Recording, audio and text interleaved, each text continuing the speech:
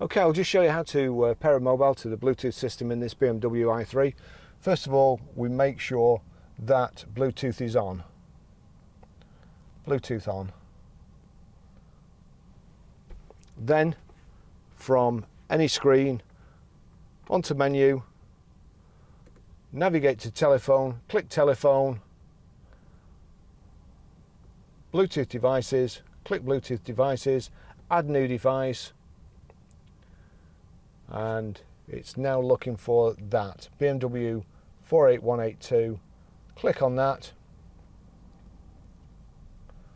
pair, and click OK. I don't want it to allow my favourites to sync, but you will. So there you go, it's connecting now, showing connected on